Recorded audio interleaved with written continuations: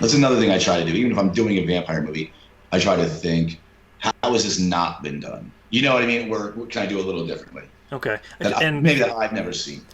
from some of the reviews or quotes or things I'd seen along with Girls Just Want to Have Blood, I've people say it's like an original vampire movie, which is super cool. So how obviously you're a connoisseur of all these older movies. How do you take a step back and be reverent to the genre, but also put your own spin on it? Well, I tried again. I just tried.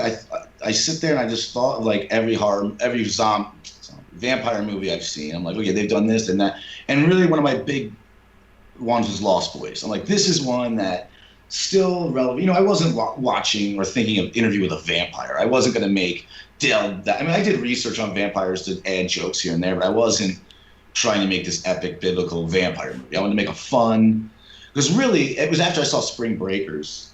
I was like, oh, I want to make a movie like that. Like that was cool.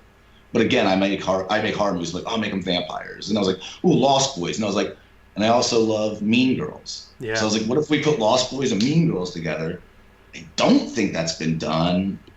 I hope it hasn't. And maybe a little bit here. So I was like, let's put Lost Boys and Mean Girls together, and boom. That's my elevator pitch. nice. And what I mean? So you have this girl, it's same thing. You got these mean girls picking on this girl. She ends up going with these vampires. They go after the girls. Now it's this girl wants to get away from the vampires. You know what I mean? Break it down that easy. Nice. So I mean, I always try to like do that little remixing with stuff that I've done, like my web series, The Connection. It's superheroes mixed with film noir detective genre, and just cram that stuff together, find what I love about that, and try to present it in a new way. yeah, sometimes when I'm like have writer's block, I'll close my eyes and grab two VHS tapes or DVDs and throw them together, and whatever the combination is. So Oh it'd be wow! like it'd be like Human Centipede meets Rushmore. I'm like, okay, how do we do Human Centipede? And what's good with that is you can go to the quick one right away, or you can say, what do I like about this movie? I mean, you could end up with a script that's not as clear as Lost Boys meets Mean Girls. I mean, you might go, really, that's how you came to this idea, because you might whatever idea you take from like the idea from Human Centipede just might be the tone. You know what I mean? So now you take Rushmore and you're changing it to have a Human Centipede tone, or you take Rushmore and he instead of them fighting for the girl, he does weird experiments to the guy to make the girl break up with him. You know what I mean? And it's just two dumb ideas I just thought of right now, but that's kind of the way I work. I'm like, okay, how can I? Because to have something familiar for people as original as you want to be, you still, no matter what, you still want something people can connect with.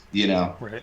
Especially if you're trying to make money. If you don't care, just do whatever the fuck you Well, want. yeah, I always think of it like, all right, I'm someone at Blockbuster, or I'm surfing Netflix. What am I going to latch onto? Like, what is going to jump out? It's definitely associations, because if you're going to make a samurai movie, like it better look something like Akira Kurosawa's. It's got to have that homage Right. to it, or it might lose people. Yeah, or at least show me you respect it. I mean, you don't have to necessarily like rip, like Ghost Dog. Did you ever see that? Yeah, Yeah, you can tell he has this respect for samurai movies. You're like, okay, he's not remaking the movie, but you can tell he has respect for it. And that's again what you were saying with like scrolling. That's having a good title. So I always start with a title, because especially when you try to pitch it to people, you make a good title. Like when I was doing Teenage Blood Sucking Bimbos, people were like, whoa, yeah, yeah. But now I'm like, Girls Just Not Blood. People are like, what? And the only downfall of this new title is I constantly have Girls Just Want to Have Fun song stuck in my head dude. Oh my god! I knew I 24/7. was going to interview you, and like I pre-ordered it, and every time I thought of it, that song pops in my fucking head. Right. And again, that shows you how good the title is, because people are, you know what I mean? It's going to There's the keep, association. Yeah. and then hopefully whenever they hear that song, they'll think of the movie. Right. Yeah. Whenever that pops on the radio, you're just like, Hmm. oh yeah, remember that movie? And I'll tell my friend about it. Yeah. And then again, I'm constantly singing that song in my head. Like I'll just be like, just wanna. Oh my gosh, there it is. I tell people I didn't take it from the Cyndi Lauper song. I took it from the Weird Al "Girls Just Want to Have Lunch."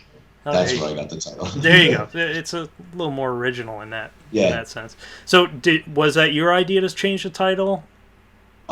It was like half and half. The distributor was like, "Look, we'll put it out under this title, That's because they're very like they don't say like you got to do this. Right. They're like especially with Sodomaniac, they're like, oh yeah, we have in their pitch and trying to get into sign mode. I'm like, yeah, we have this, and this, and this. We can get Walmart. We can do this. We can do that. I'm like, cool. You think Sodomaniac could get in Walmart? He's like, no. He's like, your fucking movie's called Sodomaniac. It's not getting in Walmart.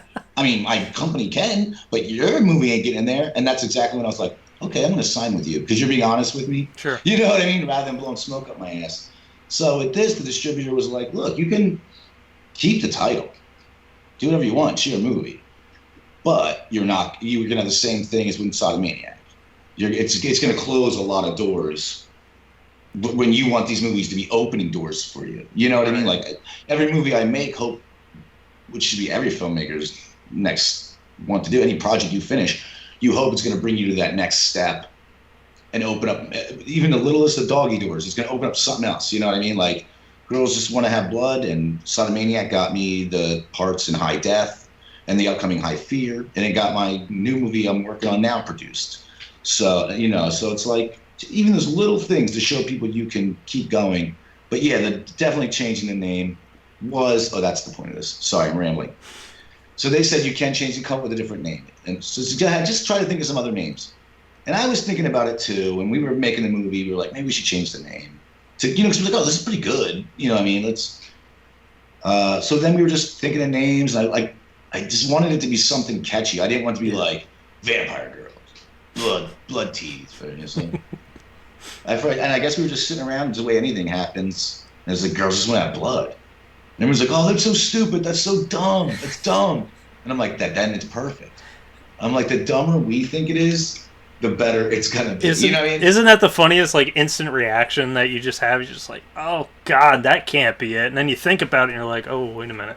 Yeah, and that's one thing I've learned, too, is like, if you think it's dumb, it's probably the best idea. Well, a lot of movie titles are puns. Right. It makes you think. And again, it's just going to get people to look at it. And so that's basically what happens. Like, I hit the guy up. I'm like, okay, let's change it to this. He's like, brilliant. I love it. I think people are really going to dig that title. And I mean, other than the people who were around with the original title, because they have a connection to that title, sure. Everybody loves the title. And every article is like, oh, what a great title. And it's cool because in the articles, it's like, this May, they just want to remind you that Girls From That Blood. They can work the title into their stories and into the reviews and stuff like that. So that's always fun for them, people reviewing it or so, what I mean? So they can play with it and stuff like that. No, it's great. It's a good choice. Come up with good titles. Yeah. I mean, we'll find out if it's a good choice. Interview me again 6 months. Yeah. Well, I mean, it's important to have partners like the distributors who can, they know what they do. They know what's going to sell, maybe this one thing can't sell at Walmart, but you change the title and maybe that will sell at Walmart, because Walmart is very strict on what they have. I don't think you can sell, like, the parental advisory CDs. Oh, yeah, they make you edit them and stuff like that. Yeah, you need to have, like, the censored ones. So they're a very family-oriented store in that case. In the store, but their website, they don't care. You can, like, all of, like, even Sodomaniacs on all those websites. You can order it there. But, like, Amazon streaming banned the movie. They wouldn't stream it. Really? Yeah, because it has to do with rape. Even though there's thousands of movies on there like that, but because that's the thing with people like us struggle with, is we might have a movie that has been done 1,000 times, but we're not distributed by Universal Studios. Right. So Universal can say, yeah, you have to put I Spit on My Grave, or we're going to take away all these other movies. You know what I mean? It's like, yeah, they got some leverage. They have leverage where we're like, hey, why? There's nothing wrong with my movie. Why? And they're like, who cares? Get out of here. You're not. Same thing like with the MPAA. You know what I mean? Like Hollywood movies can get away with stuff and get a PG-13, whereas guys like us do it and it's NC-17. You know? Right. They were fighting Hitchcock on like a flushing toilet in Psycho back in the day. They'll fight you on anything, and they won't tell you why. They're like, nope, just go fix. You got 20 minutes. And so many great movies have been destroyed, which I don't understand. Because they won't put them in theaters, but then when it comes out, remember like that big DVD boom of unrated, yeah. And it would sell like mad. And I'm like, why don't you just put these in the theater? Because no, you can only take them into your own home where children can actually get, the people you're trying to protect can get to it. But again, I see it because look, you go to the theater and you watch it, then the unrated comes out, and then they get your money again. I think that's primarily Yeah. what it was. They were just like, Uh, "Oh, okay. Well, how do we get people to buy it? We add this really shitty scene back in at the yeah. beginning that totally destroys this character, but we call it unrated." The only movie I liked better unrated was Step Brothers. I thought the director's cut was way better than the theatrical I version. have no idea which one I've seen now. I imagine it was unrated because it was. No, I did see both. Yeah, I do like the Step Brothers unrated a little Yeah, bit. which is weird because usually the longer, especially comedies, if they're too long and they go on, this one was like, yeah, hell yeah, this Well, it was way better. that whole movie was just riffing back and forth between Oh John C. yeah, Riley and Will Ferrell. Like, that's why people want Step Brothers too, because there's just so much more material there. But it'd I probably no be. no, I don't trust comedy sequels a lot just because I feel like it's funny as that premise, and then once you try to extend it for another Right. 2 hours, especially now too, the guys who are older, I don't trust. I don't. Old people aren't funny. That's a joke. No one over 30 is funny. No. Ourselves included. Tony, it's been a great chat, man. Thank you so much. Yeah, a lot of fun. Where can we see your work? You can find my movies anywhere. DVDs are sold, or you can hit me up directly, and I'll mail you one. High Death is on Amazon Prime right now. Sodomaniac is on Google, YouTube, and there's a horror streaming service called the Horror Midnight Society, I believe, that it's on. Girls Just Want to Have Blood should be on video on demand. I don't know exactly the sites right now. And again, yeah, DVDs, if you just look it up, or you go to D.I.Why Films, and that's why, like, why am I doing this? So it's D-I-W-H-Y films.com, and we have all the links and things up there.